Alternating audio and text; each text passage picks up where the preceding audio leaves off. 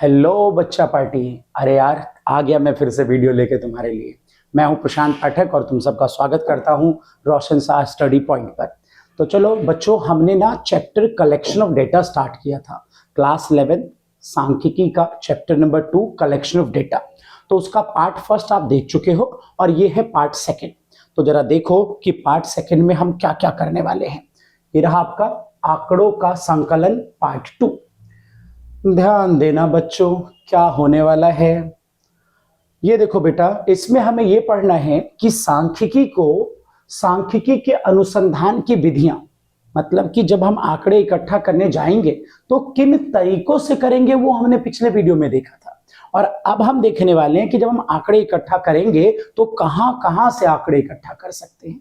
तरीके पिछली वीडियो में थे और इसमें यह है कि कहां कहां से आंकड़े आएंगे। तो बेटा देखो क्या है, जनगणना विधि हो सकती है आंकड़ों को इकट्ठा करने की, और दूसरा प्रतिदर्श विधि हो सकती है। क्या फर्क है जनगणना और प्रतिदर्श विधि में? इससे पहले कि मैं आपको ये समझाऊं, आप एक चीज समझो। वो क्षेत्र जहां से आपको सूचना इकट्ठा करनी है, उस क्षेत्र को जनसंख्या, समग्र या फिर जो है ब्रह्मांड के नाम से जानते हैं। जैसे उदाहरण के लिए, अगर मुझे पूरे दिल्ली का सर्वे करना है तो दिल्ली मेरे लिए जनसंख्या या समग्र है।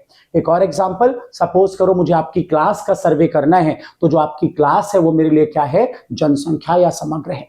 अब ध्यान से समझना, अगर अनुसंधानकर्ता समग्र मतलब जनसंख्या के हर मद से, हर आइटम से जाके सूचना लेके आएगा तो उस विधि को हम जनगणना विधि बोलेंगे। और अगर अनुसंधानकर्ता समग्र के हर मद से सूचना नहीं लाएगा बल्कि समग्र में से कुछ प्रतिदर्श को चुन लेगा।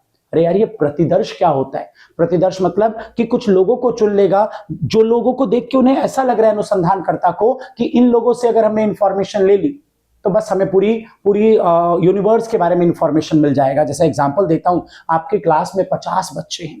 अब मैं 50 बच्चों का सर्वे अगर करता हूं, एक एक बच्चे से इंफॉर्मेशन पूछता हूं तो जनगणना विधि। और अगर मैं सबसे इंफॉर्मेशन नहीं पूछता हूं बल्कि मैं कह रहा हूं राम, मोहन, श्याम, घनश्याम, तुम लोग खड़े हो जाओ भाई और मुझे मेरी ये इंफॉर्मेशन दे दो, ठीक है, जिस भी टॉपिक पे मैं सर्वे कर रहा हूं, तो अब जो ये तरीका है वो है आपका प्रतिदर्श विधि। आओ रीड करते हैं, देखते हैं क्या लिखा है। देखो क्या लिखा है, जनगणना विधि वह विधि है जिसमें किसी अनुसंधान से संबंधित समग्र या जनसंख्या, आप समझ गए दोनों वर्ड का मतलब, वो पूरा एरिया जहां से आपको सर्वे करना है, समग्र या जनसंख्या के प्रत्येक मद से संबंध में आंकड़े एकत्रित किए जाते हैं तथा उसके आधार पर निष्कर्ष निकाला जाता है, जैसा कि मैंने आपको बताया। और दूसरी तरफ आ जाओ, प्रतिदर्श विधि क्या कह रहा है, ध्यान दो। प्रतिदर्श विधि वह विधि है जिसमें प्रतिदर्श अर्थात किसी समग्र का प्रतिनिधित्व करने वाले छोटे समूह से संबंधित आंकड़े करते हैं तथा इसके आधार पर निष्कर्ष निकाला जाता है। मतलब ये देखो, अगर ये है मेरा पॉपुलेशन, ये है मेरा समग्र, ये है मेरी भीड़, मान लो इसमें बहुत सारे लोग हैं, राम है, मतलब बहुत सारे लोग हैं, बहुत सारे मैंने लोग बना दिए, ये सब हैं। और अगर मैं इसमें हर बंदे से, हर व्यक्ति से सूचना इकट्ठा करता हूं, जितने लोग हैं उन सब से इकट्ठा कर रहा हूं सूचना, तो ये क्या बन गया, जनगणना विधि। और अगर मैं सबसे नहीं, मैं एक काम करता हूं, तू आजा भाई और तू भी आजा और एक तू आजा, सिर्फ इन 3 लोगों से, पूरा यूनिवर्स नहीं उठाया मैंने, सिर्फ 3 लोगों को बुलाया है, अपना प्रतिदर्श बना लिया इन्हें मैंने, प्रतिदर्श है ये मेरे, यही लोग मुझे सूचना देंगे, तो बस ये है प्रतिदर्श विधि। बताओ ठीक है, समझ में आया सबको? चलो जी, करो फटाफट स्क्रीनशॉट, क्योंकि बहुत इंपॉर्टेंट है जनगणना और प्रतिदर्श विधि। चलो आगे, चलो बच्चा पार्टी। अब देखो क्या है हेडिंग हमारे पास, जनगणना विधि के प्रमुख गुण। अरे यार, ये जो जनगणना विधि है ना, जिसमें हम समग्र में जाते हैं और सभी लोगों से, सभी मदों से सूचना इकट्ठा करते हैं, उस विधि की अच्छी बातें क्या है, गुण क्या है। पहला देखो यार बेटा, ये जो वर्ड है ये गलती से लिख गया, इसे आप नजर मत डालो। चलो इधर देखो क्या है, विश्वसनीयता तथा शुद्धता। जनगणना विधि विश्वसनीय तरीका है और शुद्ध तरीका है। विश्वसनीय क्यों है? क्योंकि आपने सबसे सूचना इकट्ठा की है। और शुद्ध क्यों है? क्योंकि अनुसंधानकर्ता या गणक खुद जाएगा सबके पास। तो इसलिए हमने क्या बोला कि जनगणना विधि में जो सूचना हमें मिलती है वो विश्वसनीय भी होती है और शुद्ध भी होती है। ठीक है, रीड करने का काम आप कर लेना, आप स्क्रीनशॉट कर लेना। अगला देखो क्या है, पक्षपात की कम संभावना। पक्षपात की संभावना कम कैसे, बात समझो। सपोज करो मैं तुम्हारा क्लास का टीचर हूं, इकोनॉमिक्स का, मैं तुम्हारी क्लास में आया अब मैं तुम्हारी क्लास में आया तो मैंने कहा बेटा मैं तुम लोगों से वो चैप्टर जो मैंने पिछली क्लास में पढ़ाया था वो सुनूंगा, और अब मैं एक एक बच्चे को खड़ा कर रहा हूं, तुम सबको एक एक करके कह रहा हूं भाई खड़ा हो, रोल नंबर 1 खड़ा हो, बता मुझे मेरे इस क्वेश्चन का आंसर दे। फिर रोल नंबर 2 से भी पूछा, 3 से भी पूछा, सबसे पूछा, किसी को नहीं छोड़ा। तो मैंने कोई पक्षपात किया क्या? नहीं ना, सबसे पूछा। तो मतलब जनगणना विधि में पक्षपात की कम संभावना है। और वहीं पे प्रतिदर्श विधि में अभी मैं जाऊंगा बताऊंगा आपको। सपोज करो मैंने 5 बच्चों को क्लास में खड़ा किया और बस उनसे पूछ रहा हूं, तो वो पांचों क्या बोलेंगे कि यार सर आपको हम ही दिखे क्या, और कोई क्यों नहीं दिखा, किसी और से क्यों नहीं पूछ रहे, मतलब पक्षपात हो सकता है। तो आप देखो जनगणना विधि की क्या क्या है, प्रमुख गुण क्या है, एक तो विश्वसनीय होता है, दूसरा पक्षपात की कम संभावना होती है। उम्मीद करता हूं दोनों पॉइंट ठीक है, स्क्रीनशॉट करो, आगे चलते हैं। चलो ना, चलो देखो क्या है आगे, क्या है तीसरी विशेषता, क्या है विस्तृत सूचना। विस्तृत वर्ड मुझे उम्मीद है कि आप समझते हो। विस्तृत, विस्तृत मतलब होता है डिटेल, बहुत सारी इंफॉर्मेशन। आप क्या कर रहे हो, इन्वेस्टिगेटर अनुसंधानकर्ता क्या कर रहा है, समग्र में पहुंचा, वो जनसंख्या के पास पहुंचा और हर व्यक्ति से पूछताछ कर रहा है। तो जो सूचना आ रही है वो हर व्यक्ति से आ रही है, तो मतलब सूचना बड़े लेवल पे है, विस्तृत स्तर पर सूचना है। अगला देखो क्या है, मिश्रित अनुसंधान का अध्ययन। मिश्रित अनुसंधान मतलब अगर मान लो किसी और टॉपिक पर भी आपको सर्वे करना है, तो आपने क्या किया जनगणना विधि में, हर मद से सूचना इकट्ठा की है, बहुत सारी सूचना इंफॉर्मेशन, मतलब बहुत सारी इंफॉर्मेशन आप लेके आए हो, तो आप उसका विस्तृत अनुसंधान भी कर सकते हो, मतलब बड़े लेवल पे उसका अध्ययन भी कर सकते हो। उम्मीद करता हूं 4 गुण चारों आपको समझ में आ चुके हैं। देखो जरा,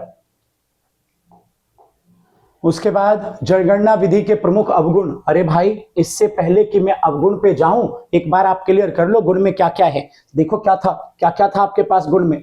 पहला गुण कि विश्वसनीय होता है ये तरीका, भरोसे के लायक होता है। दूसरा गुण कि भाई आप क्या कर सकते हो, एक तो विश्वसनीय होगा, दूसरा आप क्या कर सकते हो, देखो क्या लिखा था, पक्षपात की इसमें कम संभावना होती है। तीसरा आपने क्या देखा भाई, क्या होने वाला है इसमें, तीसरा क्या देखा आपने, विस्तृत सूचना मिलेगी आपको। चौथा आपने क्या देखा, जरा देखो मिश्रित अनुसंधान करना अध्ययन है। ये इसके चारों गुण हो गए। आगे बढ़ो, आगे देखो क्या है हमारे पास, अवगुण में क्या है। अवगुण देखो कितना अच्छा पॉइंट है, क्या लिखा है, सबसे पहली चीज की ये विधि क्या है, खर्चीली है। कैसे है खर्चीली, ईच एंड एवरी एलिमेंट, सबके पास जाना है और सबसे सूचना इकट्ठा करनी है, तो अधिक समय लगेगा, अधिक लोग लगेंगे, और जब समय और लोग लगेंगे तो उसमें पैसा तो खर्च होगा ना।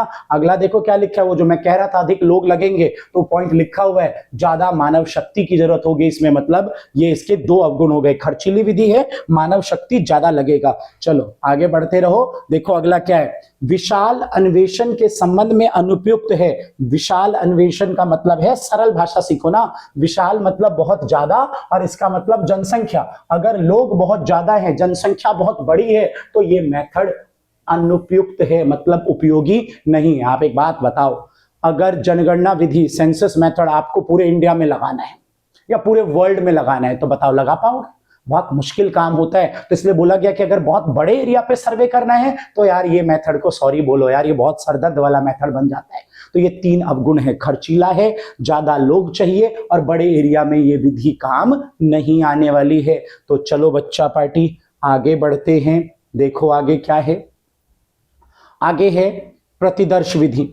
आपने देखा ना प्रतिदर्श विधि, याद है ना आपको मैं क्या बोल गया, अगर आप ईच एंड एवरी एलिमेंट, जितने लोग हैं सबसे सूचना लोगे तो जनगणना, और सबसे नहीं, क्लास में गए 10 लोग हैं, 2 लोगों से कुछ पूछताछ की आपने, तो वो क्या है, प्रतिदर्श विधि है ना। अब इसके फायदे क्या हैं, प्रतिदर्श के फायदे क्या हैं। पहला फायदा, जनगणना की कमी थी कि वो खर्चीला विधि था, और इसकी अच्छी बात है कि ये क्या है, ये कम खर्चीला है, ज्यादा खर्चा नहीं आएगा, क्योंकि ज्यादा लोगों से तो आप पूछने वाले नहीं हो, आपने कुछ सैंपल बनाया है, और बस उन्हीं सैंपल मतलब हिंदी आपका प्रतिदर्श बनाया, आपने कुछ लोगों को चुना है, तो बस उन्हीं से आपको पूछताछ करनी है, तो ज्यादा खर्चा नहीं आएगा, और समय भी कम लगेगा, क्योंकि ज्यादा लोगों से तो पूछताछ हो नहीं रही। स्क्रीनशॉट ले लो जल्दी से।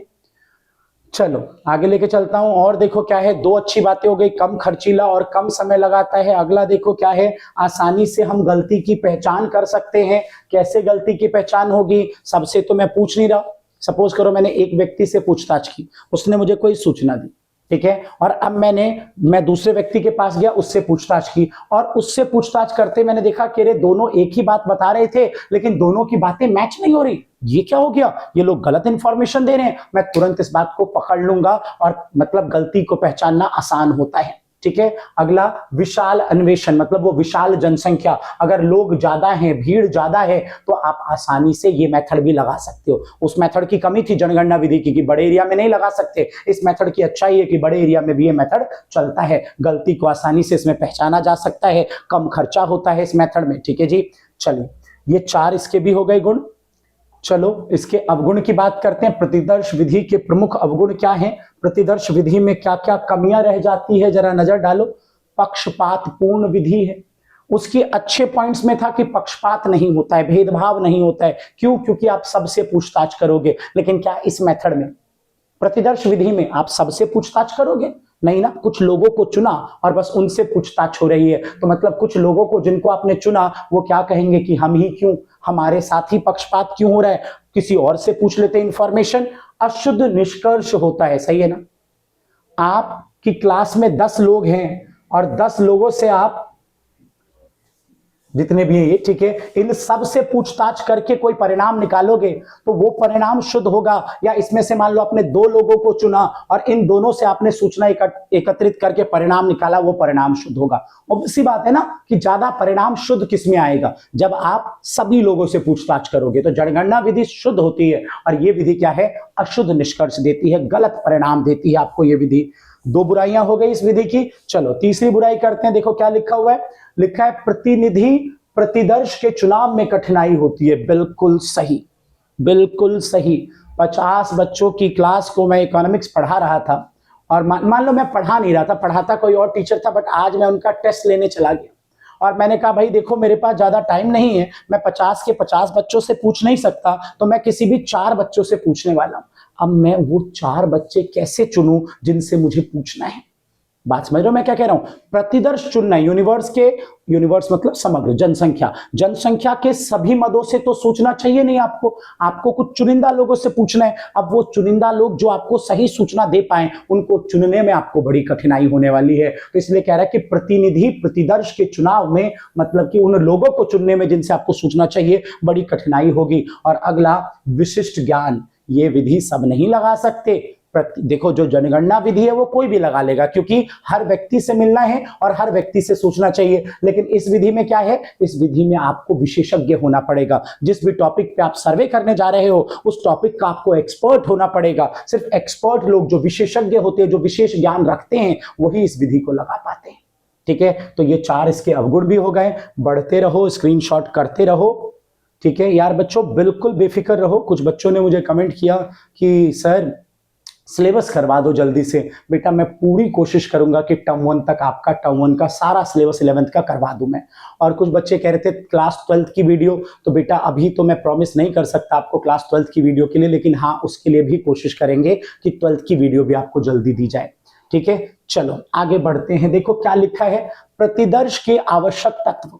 जब आप प्रतिदर्श विधि, मैं बार बार याद दिलवा रहा हूं कि जब मैं कहता हूं प्रतिदर्श, तो जनसंख्या में जितने लोग हैं सबसे पूछताछ नहीं होगी, कुछ लोगों से ही पूछताछ होगी, है ना। और जब मैं कहता हूं जनगणना, तो मतलब जनसंख्या में जितने लोग हैं सबसे पूछताछ होगी। क्या कह रहा है टॉपिक? क्या है? प्रतिदर्श की आवश्यकता तत्व, मतलब प्रतिदर्श विधि में आवश्यक तत्व क्या है, क्या क्या चीजें हैं जो प्रतिदर्श में आपको ध्यान रखना होता है। सबसे पहला प्रतिनिधित्व, मतलब जब आप जाओगे यूनिवर्स में, जब आप जनसंख्या में जाओगे, 50 लोग हैं, आपने प्लान किया कि मैं 50 लोगों से नहीं पूछूंगा, मैं 5 लोगों से पूछताछ करूंगा। तो आपको ध्यान रखना है कि वो 5 लोग ऐसे चुनने हैं आपको जिससे आपको उन 50 लोगों के बारे में सब कुछ पता चल जाए। तो जो हम प्रतिदर्श चुनेंगे वो प्रतिदर्श कैसा होना चाहिए? वो प्रतिदर्श ऐसा होना चाहिए कि वो सबका प्रतिनिधित्व करता हो, मतलब उस पूरे जनसंख्या के बारे में वो सारी सूचना हमको दे दे। ठीक है बच्चों, ये इसके पढ़ने का काम आप करना, मैं आपको सारी चीजें डिटेल में समझाता जा रहा हूं। अगला देखो क्या है, स्वतंत्र। ये बात भी ध्यान रखनी है, जब आप प्रतिदर्श चुनोगे तो प्रतिदर्श एक दूसरे के ऊपर निर्भर नहीं होने चाहिए। जैसे एग्जांपल देता हूं, 50 लोगों की क्लास में मैं 5 लोगों को चुनने गया, 4 बच्चों को मैंने चुन लिया है कि इन 4 बच्चों से मैं क्वेश्चन पूछने वाला हूं। और इसमें एक बच्चा है मिस्टर ए, वो कहता है कि वो मेरा फ्रेंड बैठा है क्लास में मिस्टर डी या मिस्टर ई, उसको भी बुला लो। मतलब ए ये डिसाइड कर रहा है कि ई को भी सेलेक्ट कर लो, ऐसा नहीं होना चाहिए। जितने भी आइटम आप चुनोगे, जितने भी प्रतिदर्श आप यूनिवर्स में से चुनोगे, मतलब जनसंख्या में से चुनोगे, वो सारे प्रतिदर्श एक दूसरे से स्वतंत्र होने चाहिए। किसी भी प्रतिदर्श का चुनाव दूसरे प्रतिदर्श के ऊपर निर्भर ना करे। इसको पढ़ लो, आपको थोड़ा ज्यादा समझ में आएगा। समग्र की सभी इकाइयां एक दूसरे से स्वतंत्र होनी चाहिए। इससे अभिप्राय यह है कि किसी एक इकाई का प्रतिदर्श में शामिल होना दूसरे पर निर्भर नहीं होना चाहिए। मतलब कोई भी प्रतिदर्श इसलिए नहीं आया क्योंकि वो वाला प्रतिदर्श हमने चुना था, ये बात आपको ध्यान रखनी है। तो ये क्या चल रहा है कि प्रतिदर्श विधि के आवश्यक तत्व क्या है?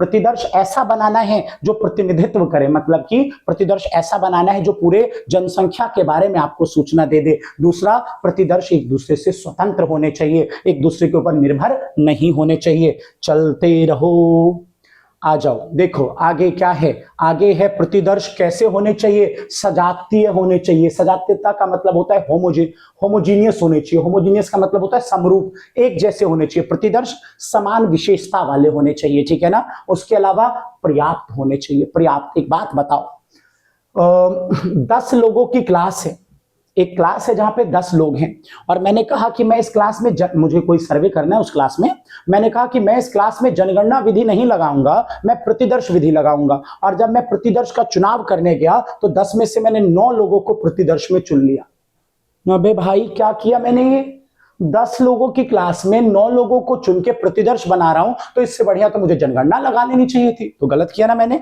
तो ये ध्यान रखना है कि इस तरीके का प्रतिदर्श का चुनाव नहीं करना है। अगली बात देखो, मान लो 1 लाख लोगों का मुझे सर्वे करना है। 1 लाख लोग हैं मेरे जनसंख्या में, और अब मैं इसमें से प्रतिदर्श बना रहा हूं। तो 1 लाख लोगों में से मैंने मात्र 10 लोगों को चुना। क्या ये ठीक है?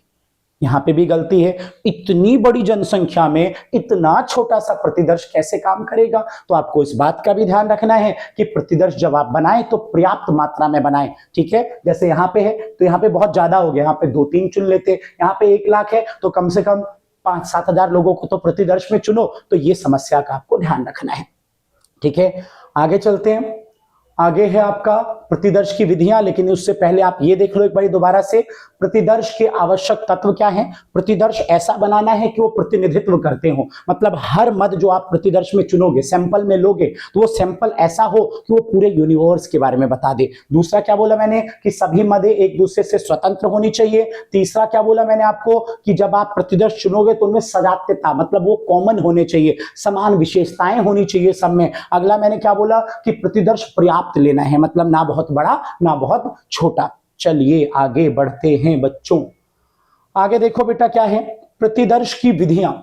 प्रतिदर्श, देखो आप क्या कर रहे थे, जनगणना और प्रतिदर्श पढ़ रहे थे, दोनों को आपने सुना कि क्या है जनगणना विधि, क्या है प्रतिदर्श विधि। जनगणना के गुण अवगुण जाने, प्रतिदर्श के गुण अवगुण जाने, और फिर आपने ये भी जाना कि प्रतिदर्श विधि के लिए क्या क्या चीजें आवश्यक है। अब आप देखो प्रतिदर्श विधि के अंदर कुल कितने तरीके होते हैं। तो ये देखो, ये रहे सारे तरीकों के नाम। एक है यादृच्छिक प्रतिदर्श, सविचार प्रतिदर्श, स्तरित प्रतिदर्श, व्यवस्थित प्रतिदर्श, कोटा प्रतिदर्श और सुविधा अनुसार प्रतिदर्श। मतलब ये टोटल 6 विधियां हैं। तो बच्चों देखो, ये जो 6 विधियां है ना, प्रतिदर्श की ये 6 विधियां हैं, और इनकी परिभाषा आपको पता होनी चाहिए, सबका मतलब आपको पता होना चाहिए। गुण अवगुण आपके परीक्षा में नहीं आता है, फिर भी हमने नोट्स में यहाँ पे लिख रखा है, आप स्क्रीनशॉट करते रहना। और उसके अलावा 1-1, 2-2, मैक्सिमम 2, इतना गुण अवगुण आप सबका याद कर लेना, लेकिन इन सब की परिभाषा, सबका मीनिंग आपको अच्छे से पता होना चाहिए। तो आओ एक एक करके प्रतिदर्श की सारी विधियों को पढ़ते हैं। चलो मेरे साथ आगे चलते हैं। आ जाओ जी। देखो सबसे पहला प्रतिदर्श कौन सा है? देखो यादृच्छिक प्रतिदर्श विधि। बड़ा सिंपल मेथड है, बड़ा सिंपल मेथड। क्या खास बात है इस मेथड की?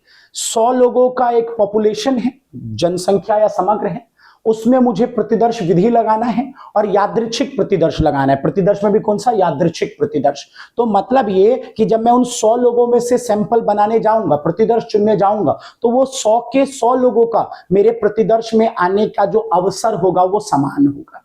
जैसे आप सिक्का उछालते हो तो हेड और टेल दोनों आने का अवसर समान होता है ना, तो वैसे उन 100 के 100 लोगों में से किसी को भी मैं चुन सकता हूं, किसी के भी चुने जाने के अवसर समान होंगे, और इस तरीके की विधि को हम क्या बोलते हैं? यादृच्छिक प्रतिदर्श विधि। आओ देखो पढ़ते हैं क्या है लिखा है। यादृच्छिक प्रतिदर्श वह विधि है जिसके अंतर्गत समग्र की प्रत्येक इकाई को प्रतिदर्श के रूप में चुने जाने के समान अवसर, मुझे तो बस यही पता था, मैंने तुम्हें बता दिया कि हर आइटम के चुने जाने के, हर मद के चुने जाने के अवसर क्या होंगे, समान होंगे। ठीक है, अब ये जानो कि यादृच्छिक प्रतिदर्श के अंदर टोटल आपके पास दो विधि है। कौन कौन सी दो विधि है? एक है लॉटरी मेथड, लॉटरी विधि, और एक है यादृच्छिक संख्याओं की तालिका। क्या मतलब, समझ लो दोनों को। लॉटरी विधि क्या होती है? मान लो मैंने कहा कि 100 मदें हैं, 100 चीजें हैं, 100 लोग हैं जनसंख्या में जिनका मुझे सर्वे करना है यादृच्छिक प्रतिदर्श विधि से, और उसमें मैं लगाना चाहता हूं लॉटरी विधि। तो पता है मैं क्या करूंगा? इन 100 लोगों के नाम की पर्ची बनाऊंगा। पर्ची बनाने के बाद एक बॉक्स में डाल दूंगा, उसको प्रॉपरली मिक्स कर देंगे, और अब कोई अनबाइस्ड पर्सन या जो है ब्लाइंड फोल्ड पर्सन भी बोलते हैं, वो व्यक्ति जो इस विषय के बारे में नहीं जानता, इस सर्वे के बारे में नहीं जानता, उसका यहां से कोई लेना देना नहीं है, ऐसे किसी व्यक्ति को बुलाऊंगा और मैं कहूंगा कि यार इन 100 लोगों में से मुझे 5 लोग चुनने हैं, तो कोई 5 पर्चियां निकाल दो। अब वो व्यक्ति जो इस टॉपिक के बारे में नहीं जानता, वो 5 पर्चियां निकाल के देगा, और वही 5 पर्चियों में जिन लोगों का चुनाव होगा वही लोग मेरे प्रतिदर्श बन जाएंगे। तो यह है लॉटरी विधि। दूसरा क्या है आपके पास? यादृच्छिक संख्याओं की तालिका विधि। बहुत सिंपल है, कहता है 0 से लेके 9 तक जितने भी नंबर हैं, इन सभी नंबरों के उपयोग से हम एक तालिका बनाएंगे, और उसी तालिका की मदद से हम अपने प्रतिदर्श का चुनाव कर लेंगे। बस इतना ही होता है इस मेथड में। रोशन जी अकेले अकेले खा रहे हैं, मुझे नहीं खिला रहे हैं, है ना? चलो कोई नहीं रोशन बाबू, खाओ आप। चलो बच्चा पार्टी, आगे चलते हैं। क्या है? हाँ, आपके रोशन सर ही हैं, खा रहे हैं। क्या खा रहे हैं? चने खा रहे हैं और अपना माइंड बढ़ा रहे हैं, मुझे नहीं दे रहे। तो मुझे बड़ा बुरा लग रहा है। क्लास के बाद मैं भी खाऊंगा कुछ लेके, और इनको नहीं। क्लास के बाद भैया को भी खिलाता हूं। हाँ जी, चलो चलो जी बच्चा पार्टी। अब ये देख लो भैया, ये रहा यादृच्छिक प्रतिदर्श विधि, और इसके हैं ये प्रमुख गुण, प्रमुख अवगुण। एक एक दो दो याद रखना, इतना सरदर्दी नहीं पालना है। ठीक है, क्यों नहीं पालना? क्योंकि गुण अवगुण ज्यादा पूछा नहीं जाता, मीनिंग पता होना चाहिए। मैंने क्या बताया आपको कि यादृच्छिक प्रतिदर्श विधि एक ऐसी विधि है जिसमें हर मद के चुने जाने के अवसर समान होंगे। जैसे सिक्का उछालते हैं तो क्या होता है? हेड और टेल आने के बराबर अवसर है, तो वैसे 100 मदे हैं और सबके आने के अवसर बराबर है। देखो यार क्या लिखा है, जरा एक एक दो दो देख लो। गुण देखो, इस विधि में पक्षपात की संभावना नहीं होती है, सबके समान अवसर है, तो भेदभाव कैसे होगा? समग्र के प्रत्येक इकाई के चुने जाने के समान अवसर है, वो तो मैं खुद ही कह रहा हूं भाई समान अवसर है। बाकी 2 पॉइंट तुम खुद पढ़ लेना यार। आओ जरा प्रमुख अवगुण की तरफ चलो। गुण अवगुण ज्यादा महत्वपूर्ण नहीं है, 2 पॉइंट याद है, बहुत है इतना। ठीक है, आओ जरा अवगुण की तरफ चलो। यदि प्रतिदर्श का आकार छोटा है तो इस विधि द्वारा सांख्यिकीय समूह का उचित प्रतिनिधित्व नहीं हो सकता। अरे भाई, अगर आकार छोटा है ना, तो मैं तुम्हें एक सीधी बात बताऊं, ये विधि ही यूजलेस है। अगर आकार छोटा है, ज्यादा लोग हैं नहीं प्रतिदर्श में, तो फिर हम जनगणना विधि लगाएंगे, ये लगाएंगे ही क्यों? तो वही बोला गया कि आकार छोटा है तो यह विधि उपयोगी नहीं है। यदि सांख्यिकीय समूह में कुछ इकाइयां इतनी महत्वपूर्ण है कि उनका प्रतिदर्श में सम्मिलित होना बहुत आवश्यक है, तो यह विधि उपयोगी नहीं है। ऐसा होता है। 50 लोगों की क्लास है, उसमें एक बच्चा है मोहन, और मोहन पढ़ने में नालायक है।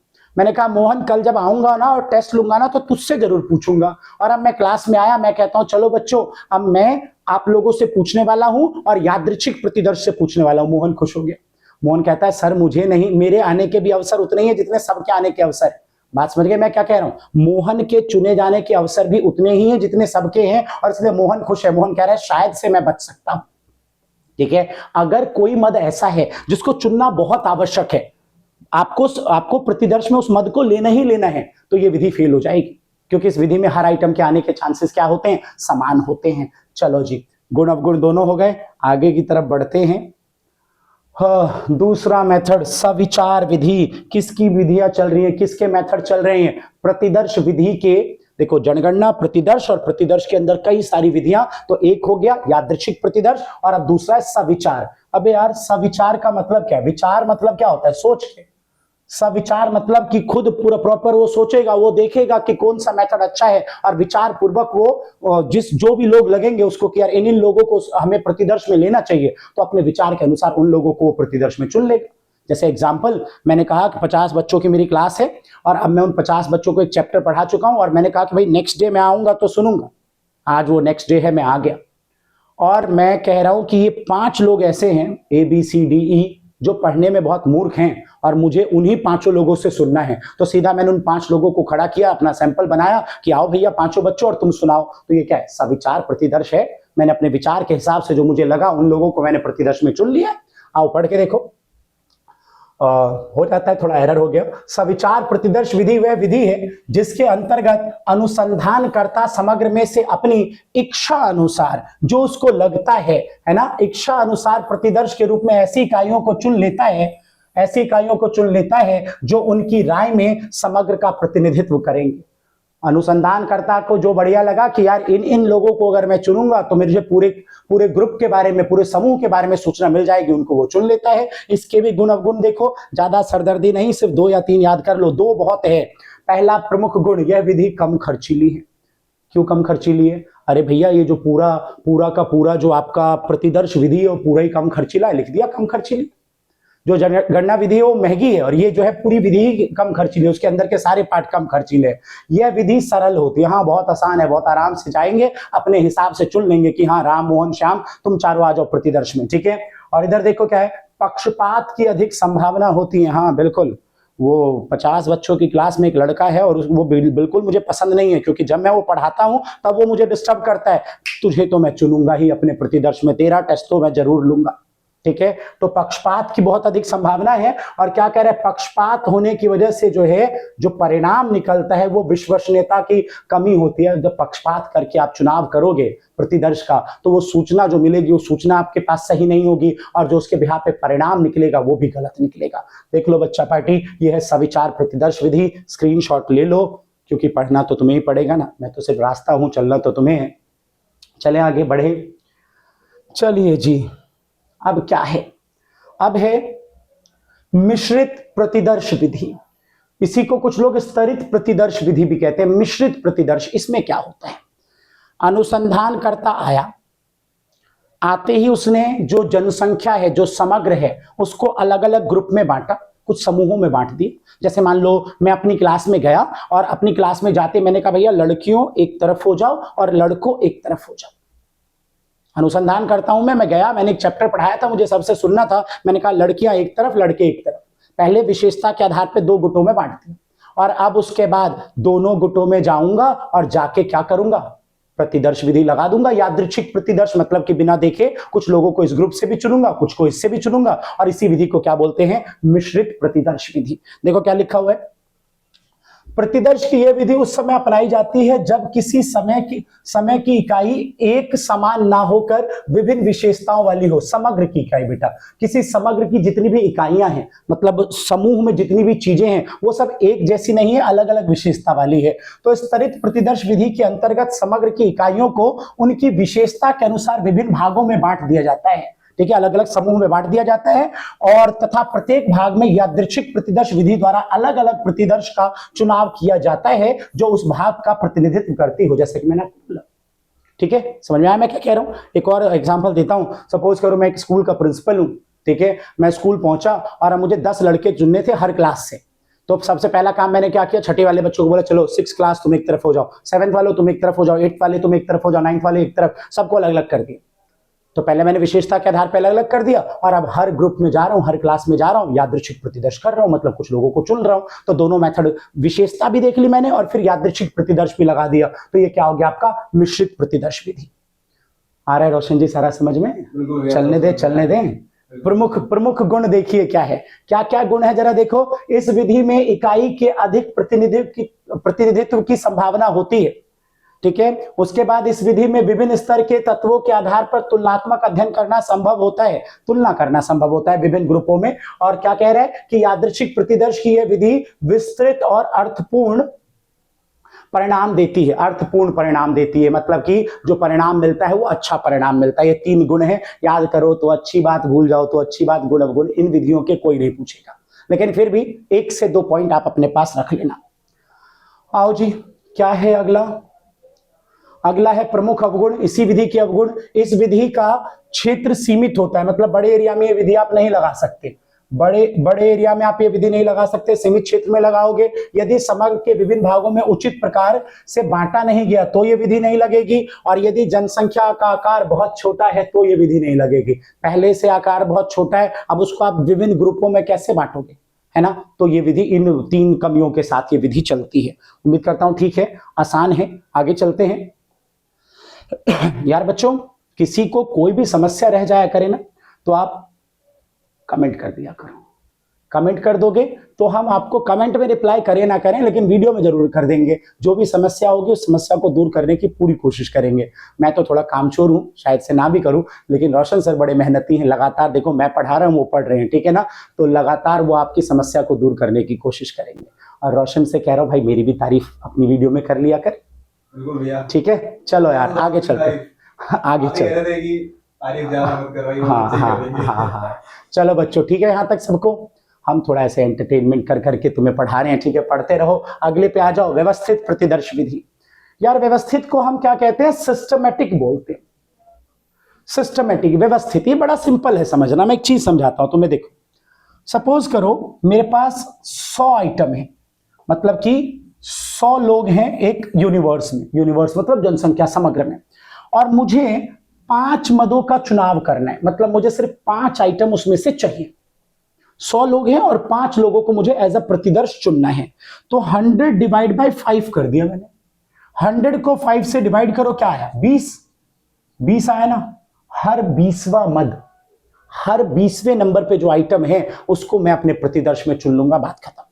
सिस्टमैटिक मेथड यही कहता है। मान लो 1,00,000 मदें हैं और आपको 1000 प्रतिदर्श निकालने, उसमें से 1000 सैंपल निकालने 1,00,000 में से। तो 1,00,000 डिवाइड बाय 1000 करो, क्या बचेगा? 100। तो हर 100वां नंबर जो होगा, हर 100वें नंबर पे जो आइटम होगा वो आपका प्रतिदर्श है। ये सिस्टमैटिक मेथड होता है। देखो क्या लिखा हुआ है, और थोड़ा डेफिनेशन थोड़ी सी अलग है, मैं समझा देता हूं। व्यवस्थित प्रतिदर्श विधि में समग्र की इकाइयों को संख्यात्मक विशेषता, भौगोलिक और वर्णात्मक विशेषता के आधार पर क्रमबद्ध कर दिया जाता है। क्रमबद्ध मतलब सिस्टमेटिकली उसे सेट कर दिया जाता है। और उसके बाद सब में जो पहली इकाई है, जो सबसे पहला नंबर है, उसी को एज अ प्रतिदर्श चुन लिया जाता है। आप ये परिभाषा भी दे सकते हो, या जो मैंने आपको बोला कि एनवा नंबर मतलब जो एनवे नंबर पे होगा। जैसे मैं आपको दोबारा एग्जांपल देता हूं। सपोज करो 20 मदें हैं और मुझे 5 सैंपल निकालने, तो 20 डिवाइड बाय 5 क्या आएगा? 4th ना। तो हर चौथे नंबर पे जो चीज होगी उसी चीज को मैं अपना सैंपल बना लूंगा। खत्म, ठीक है। चलो जी, गुड अवगुड। देखो क्या है यार, सरल प्रणाली है। बताओ इसमें तुम क्या ही याद रखोगे? सब में एक पॉइंट तो डाल ही सकते हो, ये सरल विधि है। सबके गुण में 1 पॉइंट डाल दो, ये सरल विधि है, ठीक है। उसके अलावा इस प्रणाली में पक्षपात की संभावना कम होती है, ठीक है, भेदभाव की संभावना कम होती है। प्रमुख अवगुण क्या है? इस विधि में प्रत्येक इकाई को चुनाव का समान अवसर प्राप्त नहीं होता है। देखा तुमने, सबको समान अवसर नहीं मिला। मैंने क्या किया? एनवा नंबर ले लिया। या फिर इस डेफिनेशन में क्या लिखा है कि पहले नंबर को चुन लो, जो सबसे पहला आइटम उसे चुन लो। एक तरीके से ऐसे समझो ना कि लाइन में 6ठी क्लास खड़ी है, 7वीं खड़ी है, 8वीं खड़ी है, 9वीं खड़ी है, और मैंने हर लाइन में से सबसे पीछे वाले बच्चे को निकाल लिया। तो सबके चुने जाने के समान अवसर नहीं थे। सिस्टमैटिक में ये होता है। उसके अलावा देखो क्या है, यदि सभी इकाई की विशेषताएं समान है तो निष्कर्ष प्राप्त होना बड़ा मुश्किल हो जाता है। क्या लिखा है? यदि सभी इकाई की विशेषता कैसी है? समान है, तो निष्कर्ष प्राप्त नहीं होता है। सब अगर समान विशेषता के, तो किसको चुनोगे? अगर सबके अंदर विशेषता एक ही जैसी है तो किसको चुनोगे? फिर तो आप अलग अलग समूह बना ही नहीं पाओगे ना। तो इसलिए जो है, अगर समान विशेषता वाली चीजें हैं तो व्यवस्थित तरीका फेल हो जाता है, ठीक है। देख लो क्या है, आगे बढ़ते हैं। आगे है बेटा कोटा विधि। ध्यान देना, कोटा विधि, ठीक है। ये वर्ड भी याद रख लो, ऐसे सबसे सिंपल वर्ड है जो जनरली यूज होता है इसके लिए, वो यही नाम यूज होता है, कोटा विधि। कोटा विधि में क्या करते हैं?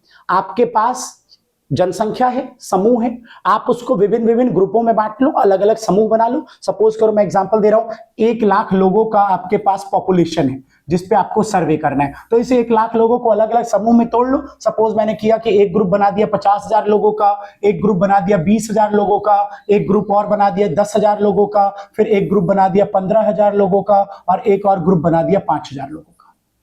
समझ गए मेरी बात? ये रहा पॉपुलेशन 1,00,000 लोगों का, उसके हमने कई सारे ग्रुप बना दिए। रोशन जी देखो, पूरा हो गया ना? 1,00,000 है ना? 50,000, 20,000, 10,000, 15 और 5 शायद से हो गया। बच्चों देख लेना तुम। अब क्या है, हर ग्रुप में से, पहला ग्रुप 50,000 लोगों का है। अब इस ग्रुप में से मैं जाऊंगा, पहले से निर्धारित होगा कि 10 लोग, 20 लोग, 50 लोग, जितने भी चुनने हैं उतने लोग इसमें से चुन के मैं अपना प्रतिदर्श बना लूंगा। फिर ऐसे ही मैं करूंगा, दूसरे ग्रुप में भी जाऊंगा, पहले से ही कोटा समझते हो ना? पहले से निर्धारित है कि इतना होना है, ठीक है। तो इसका भी कोटा पहले से निर्धारित होगा कि इस ग्रुप में से कितने लोगों को लेना है, उतने लोगों को मैं चुन के अपना प्रतिदर्श बना लूंगा। ऐसे ही तीसरे में भी करूंगा, ऐसे ही चौथे में भी करूंगा, और अब कुछ नहीं करूंगा, अब इसको पढ़ूंगा। आओ पढ़ो, देखो क्या लिखा हुआ है, पढ़ो बच्चों। प्रतिदर्श के इस विधि के अंतर्गत जनसंख्या की इकाई की विशेषता के आधार पर कई भागों में बांट दिया जाता है। पहला सुना आपने, जनसंख्या को क्या करते हैं, कई भागों में बांट देते हैं। इन विभिन्न भागों का कुल जनसंख्या में अनुपात निर्धारित कर लिया जाता है। कई भागों में बांट लिया और अब उसके बाद अनुपात निर्धारित कर लेते हैं कि इस वाले भाग से इतनी चीजों को निकालेंगे, इतने लोगों को चुनेंगे, इस वाले भाग से इतने लोगों को चुनेंगे। इसके गणकों को यह बता दिया जाता है, गणक पता है ना आपको, एनुमिनेटर जो अनुसंधानकर्ता की मदद करेगा, गणकों को यह बता दिया जाता है कि उन्हें किस भाग में से कितनी इकाई को चुनना है। ये पहले क्लियर होता है कि कितना चुनना है, ठीक है।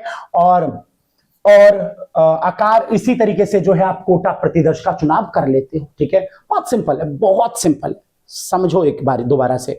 समूह है, जनसंख्या है, जनसंख्या को अलग अलग समूहों में बांट दिया, छोटे छोटे ग्रुप बना दिए, और अब क्या किया, जो भी उस ग्रुप में जा रहा है सर्वे करने, उसको बता दिया कि ये जो पहला ग्रुप है ना, इसमें से बस 20 प्रतिदर्श लेके आने हैं, बस 20 लोगों को चुनना है।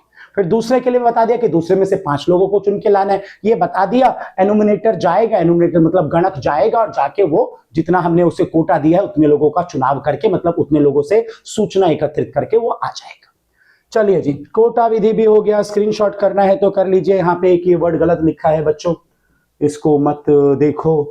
हम मानव जो है गलतियों का पुतला होता है, गलती हो जाती है। चलो आगे बढ़ते हैं। चलो बच्चा पार्टी, अगला है सुविधा अनुसार प्रतिदर्श। इसमें क्या होगा, नाम पे जाओ ना यार, सुविधा अनुसार। अनुसंधानकर्ता देखेगा कि मेरे लिए सुविधा अनुसार क्या है, कौन सी विधि से मुझे चुनाव करना है, किसको मैं चुनूं कि मेरे को परिणाम निकालना आसान हो जाए, उसी विधि का वो उपयोग कर लेगा, उन्हीं लोगों को वो प्रतिदर्श में चुन लेगा। पढ़ के देखो जरा क्या लिखा हुआ है, क्या लिखा है देखो जरा। इस विधि में अनुसंधानकर्ता को इस बात की स्वतंत्रता होती है कि उसे जो तरीका सुविधा अनुसार मालूम पड़ता है, जो तरीका उसे सबसे अच्छा लगता है, ठीक है, उसी के अनुसार प्रतिदर्श का चुनाव करना है। उदाहरण के लिए आप स्वयं पढ़ें, उदाहरण के लिए आप स्वयं पढ़ें, क्योंकि है क्या, कुछ भी नहीं है ना। इन्होंने बोला कि सपोज करो कि एक कॉलेज है, देखो उदाहरण के लिए अनुसंधानकर्ता कॉलेज के प्रविवरण पत्रिका में, मतलब प्रोस्पेक्टस में, जहां पे कॉलेज की सारी इंफॉर्मेशन है, में टीचरों की लिस्ट देखता है। सपोज करो आप एक कॉलेज में एडमिशन के लिए गए, या कई सारे कॉलेज में आप भटक रहे हो कि एडमिशन लेना है, आपने प्रोस्पेक्टस देखा, एक कॉलेज आपको पसंद आया, उसमें जितने टीचर थे ना, वो सारे टीचर आपको लगे कि वाह यार ये सारे टीचर तो बहुत अच्छे पढ़ाते हैं, आपने उसी कॉलेज में एडमिशन ले लिया अपनी सुविधा अनुसार कि सारे टीचर मुझे वो मिल गए जिनसे मुझे पढ़ना था। तो वो यहाँ पे इन्होंने एग्जाम्पल दिया है, ठीक है। चलो बढ़े आगे। रोशन जी आ रहे समझ में ना? बिल्कुल भैया। कुछ परिवर्तन तो नहीं करने? नहीं, सब ओके। चलो आगे देखो क्या है भाई। प्रतिदर्श सांख्यिकी की विश्वसनीयता, 2 मेथड थे ना, कौन कौन से थे, जनगणना और प्रतिदर्श। जनगणना तो बिल्कुल आंख बंद करके उस पर भरोसा कर लो, क्यों, क्योंकि ईच एंड एवरी एलिमेंट, किसी को नहीं छोड़ा, आपने सबसे पूछताछ की है। लेकिन प्रतिदर्श जो है ना, उसमें आपने सबसे नहीं पूछा, कुछ लोगों का चुनाव किया है और बस उन्हीं लोगों से पूछा है। तो अब प्रतिदर्श की शुद्धता कितनी है ये हमें कैसे पता चलेगा, कितना शुद्ध है प्रतिदर्श विधि, तो वो कुछ बातों पे निर्भर करता है। पहला, प्रतिदर्श का आकार। देखो बच्चा, अगर जनसंख्या बहुत बड़ी है तो प्रतिदर्श का भी आकार बड़ा होना चाहिए, और जनसंख्या छोटी है तो प्रतिदर्श का आकार छोटा होना चाहिए, ठीक है। तो पहली चीज कि भाई प्रतिदर्श के आकार पे शुद्धता निर्भर करती है। दूसरा, प्रतिदर्श की विधि, कई सारी विधि थी ना, तो उन सब में से जो सबसे ज्यादा एक्यूरेट विधि है, भाई अगर आपने सही विधि का उपयोग किया तो प्रतिदर्श पे आप भरोसा कर सकते हो, और अगर आपने ज्यादा जैसे सुविधानुसार विधि लगा दी तो उसके ऊपर भरोसा करना थोड़ा कम होता है, ठीक है। पढ़ लो इसको। यदि प्रतिदर्श की विधि सरल तथा व्यापक नहीं होगी, आसान तरीका और व्यापक मतलब जिसको सब मान पाए, अगर आपने ऐसा तरीका नहीं लगाया, ठीक है, तो फिर क्या होगा, जो परिणाम आएगा, है ना, प्रतिनिधित्व नहीं होगा। तो इसका परिणाम यह होगा कि प्रतिदर्श पर आधारित निष्कर्ष पर विश्वसनीयता नहीं होगी। सिंपल सी बात है, आसान तरीका नहीं लगाया और सबके हिसाब से सहमति वाला तरीका नहीं लगाया, जो सबको सही लग रहा है, अगर आपने वो तरीका नहीं लगाया तो भैया जो परिणाम आएगा, जो प्रतिदर्श आप चुनोगे, उससे जो परिणाम आएगा, उस परिणाम पर हम ज्यादा भरोसा नहीं कर पाएंगे। तो देख लो, पहला, प्रतिदर्श के आकार पर निर्भर करता है, आकार छोटा है जनसंख्या का आकार छोटा है तो प्रतिदर्श भी छोटा लेना है, जनसंख्या का आकार बड़ा है तो प्रतिदर्श बड़ा लेना है। और देखो प्रतिदर्श का आकार जितना बड़ा होगा सूचना उतनी शुद्ध आएगी, ये बात भी आपको ध्यान रखनी है। दूसरा, प्रतिदर्श की विधि जितना सरल और व्यापक विधि उपयोग करोगे तो परिणाम उतना शुद्ध आएगा। दोनों पॉइंट उम्मीद करता हूं कि आपको समझ में आया है। आगे बढ़ते हैं और देखो क्या है, क्या लिखा हुआ है, पढ़ो। सूचकों तथा प्रगणकों में पक्षपात की भावना, ध्यान रखना पक्षपात नहीं होना चाहिए। जो सूचना देने वाला व्यक्ति है, अगर उससे सूचना इकट्ठा करने के टाइम आपने पक्षपात कर लिया है तो फिर जो सूचना आएगी वो गलत आएगी और जो परिणाम भी होगा वो भी क्या होगा, गलत होगा। उसके अलावा प्रगणकों, ये प्रगणक किसे कह रहे हैं यार, ये एनुमिनेटर है यार, गणक, गणक के लिए वर्ड यूज हो रहा है। जो गणक है वो प्रशिक्षित होना चाहिए, सही बात है ना। आप एक तो मेथड कौन सा लगा रहे हो पता है ना, जनगणना नहीं लगा रहे, प्रतिदर्श लगा रहे हो। और अब प्रतिदर्श विधि में जिसको आपने आंकड़े लेने के लिए भेजा था, अगर वो पढ़ा लिखा नहीं है, अगर उसको उस विषय के बारे में सब कुछ नहीं पता, तो वो एक तो प्रतिदर्श विधि और ऊपर से जो व्यक्ति लेने गया उसके पास सूचना मतलब ज्ञानी नहीं है, नॉलेज नहीं है, तो वो क्या करेगा, गलत सूचना लेके आएगा और गलत सूचना से परिणाम भी क्या हो जाएगा, गलत। तो चौथा पॉइंट है कि जो सूचना देने वाला क्या था आपका, गणक जो है, गणक जो सूचना इकट्ठा करेगा उसका प्रशिक्षित होना बहुत जरूरी है।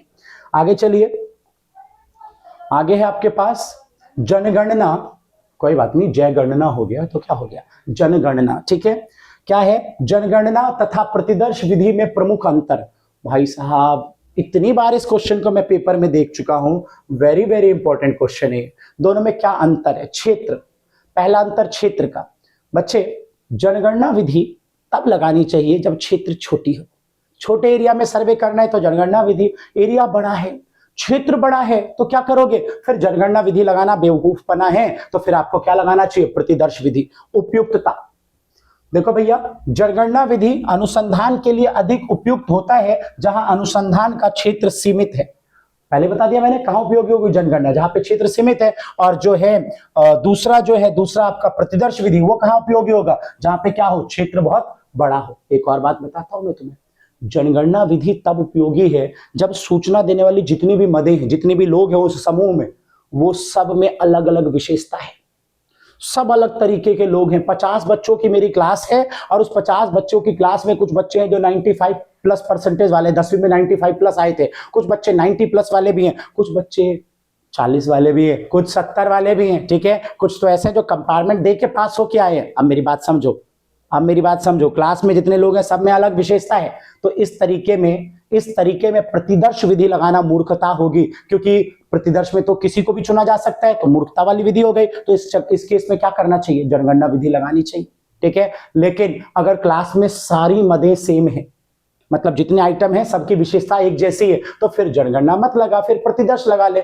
अच्छा एक बात बताओ, तुम ब्लड टेस्ट करवाने जब जाते हो तो डॉक्टर को पता है कि हमारी पूरी बॉडी में ब्लड कैसा है, एक जैसा है, सेम है, तो अब वो क्या करता है, जनगणना से ब्लड टेस्ट करता है, हमारा हाथ काट के सारा ब्लड बाल्टी में और फिर टेस्ट करके अगले दिन हमारे अंदर डाल देता है। ऐसा होता है क्या, उसे पता है कि पूरी बॉडी में ब्लड कैसा है, एक जैसा है, तो सारा ब्लड निकाल के क्या करना, वो थोड़ा सा सैंपल ले लेता है, थोड़ा सा सैंपल लेता है, उसकी टेस्टिंग कर देता है, यही ना। तो जब समरूप है, अगर समूह में सभी मदें समरूप है तो प्रतिदर्श लगा ले, और सभी मदें अलग अलग विशेषता की है तो जनगणना लगा दे, ठीक है। ये इसकी उपयुक्तता है। और आगे बढ़िए, देखो क्या है भाई, शुद्धता।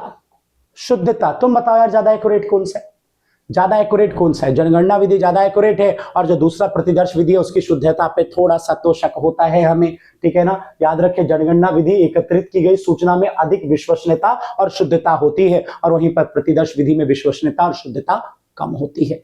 आगे चलिए, लागत। अरे बताओ भाई ज्यादा खर्चा किस में आएगा, जनगणना विधि में हर आइटम के पास, हर मद के पास जाना है, बहुत सारे गणक रखने पड़ेंगे, बहुत सारा समय लगेगा और बहुत सारा खर्चा पैसा लगेगा, ठीक है। और वहीं पे दूसरी विधि प्रतिदर्श विधि, कुछ ही लोगों से तो पूछना है तो खर्चा कम आएगा, ठीक है।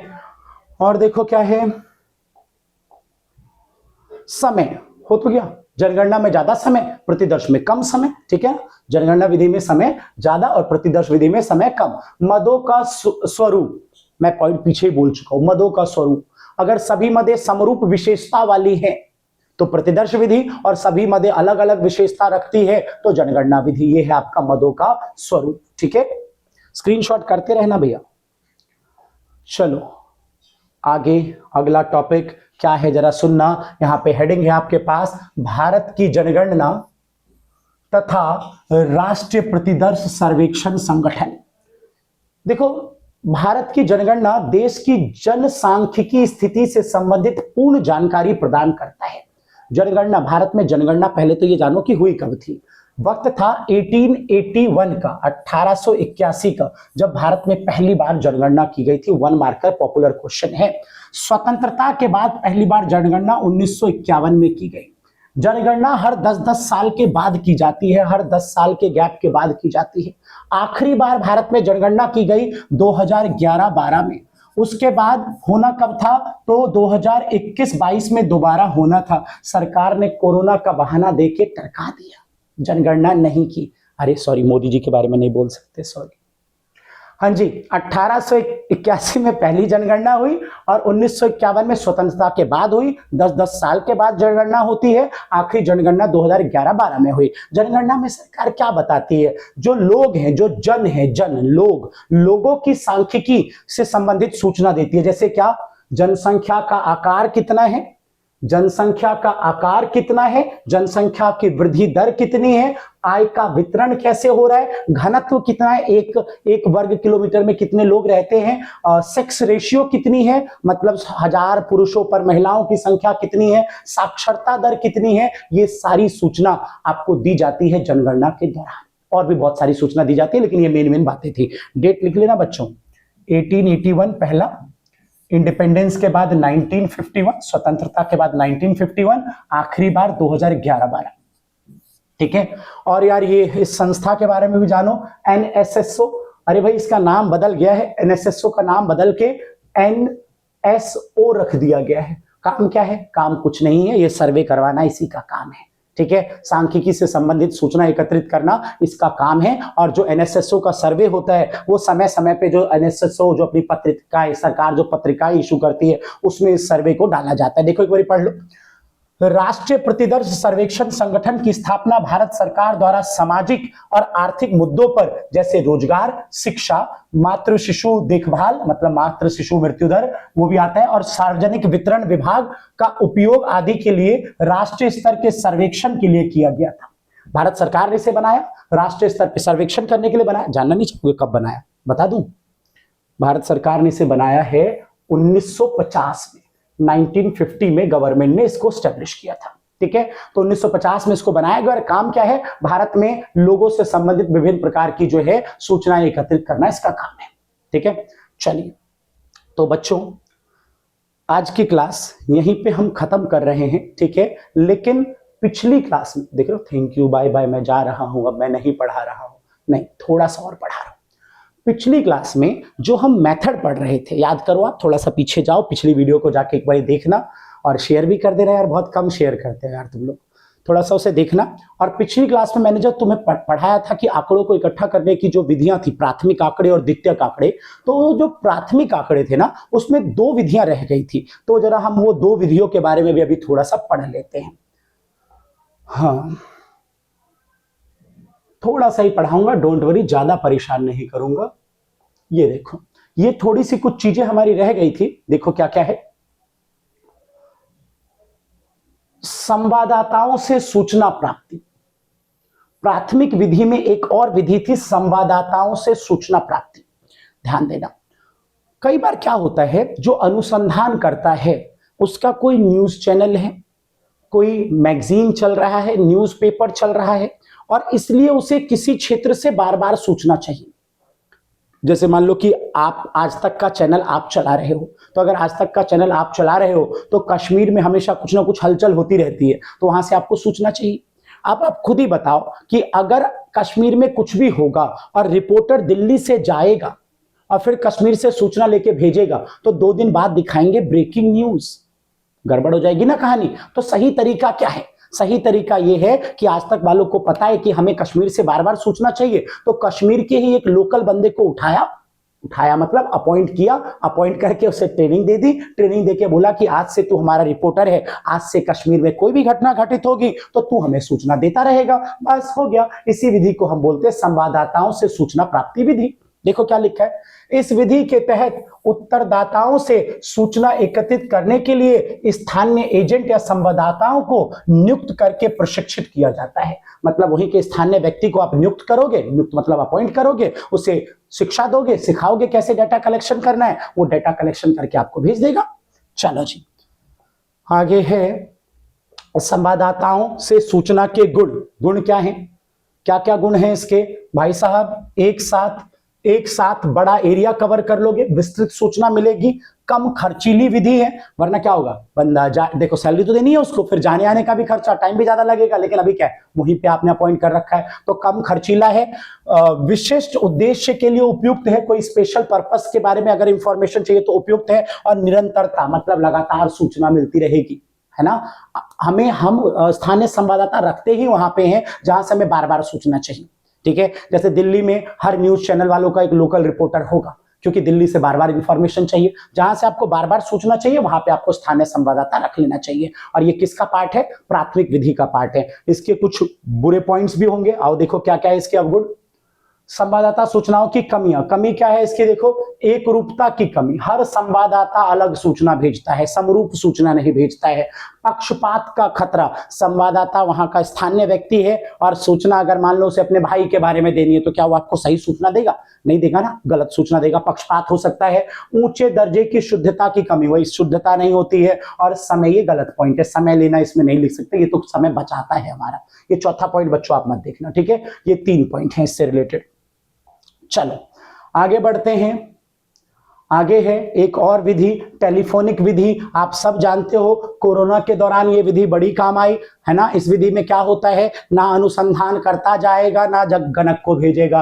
क्या होगा, कई सारे हम गणक रखेंगे, वो गणक कॉल करेगा, कॉल करके सूचना फोन पर ही एकत्रित कर लिया जाएगा। तो इस विधि को हम टेलीफोनिक विधि बोलते हैं। देखो क्या लिखा है, इस विधि के अंतर्गत साक्षात्कार देने वाले व्यक्ति, यानी साक्षात्कार मतलब इंटरव्यू होता है, इंटरव्यू देने वाले व्यक्ति से टेलीफोन के माध्यम से साक्षात्कार द्वारा आंकड़े एकत्रित किए जाएंगे। मतलब सूचना देने वाले व्यक्ति को हेलो हेलो करोगे और वो इंफॉर्मेशन आपको दे देगा। चलो आगे बढ़ते रहो, इसके भी गुण अवगुण देखो जरा क्या है। टेलीफोनिक साक्षात्कार के गुण, क्या ही गुण होंगे, बड़ी सूचना, बड़े एरिया से सूचना मिल जाएगी, कम खर्चा आएगा और संदेह निवारण करना प्रश्नों को स्पष्ट करते हुए उत्तरदाता के सहायता करना संभव होता है। मतलब एक सीधी सी बात है कि एक तो बड़ा एरिया कवर करता है, दूसरा कम खर्चीला होता है और दूसरा फोन पे होना, तो संदेह का निवारण कर सकते हो। मतलब सामने वाले को सारी सूचना देने के बाद ये पूछ सकते हो कि अगर कोई समस्या है तो आप मुझे बता दो, क्योंकि सिर्फ आप और वो 2 ही लोग बात कर रहे हैं, ठीक है। तो ये इसके गुण हैं। कुछ अवगुण भी हैं, 1-2 इसके अवगुण भी हैं, ध्यान देना क्या है अवगुण। हाँ देखो क्या है अवगुण में। पहला, सीमित उपयोग। सीमित उपयोग मतलब जहां पे व्यक्ति के पास फोन कनेक्शन ही नहीं है, क्या वहां पे ये विधि चलेगी? बहुत सारे एरिया ऐसे हैं जहां पे नेटवर्क इश्यूज होता है, तो वहां पे ये विधि नहीं चलेगी, एक बात। दूसरी बात, इस विधि में आप ज्यादा सर नहीं चाट सकते हो किसी का। ज्यादा सर चाटोगे तो जो सूचना प्रदान करता है उसके पास रेड वाला बटन है, वो दबा देगा, फोन काट देगा, सूचना मिलेगी नहीं आपको, ठीक है। तो ये बात आपको ध्यान रखना है। दूसरा, अगला, दृष्टिगोचर प्रक्रिया संभव नहीं होती है।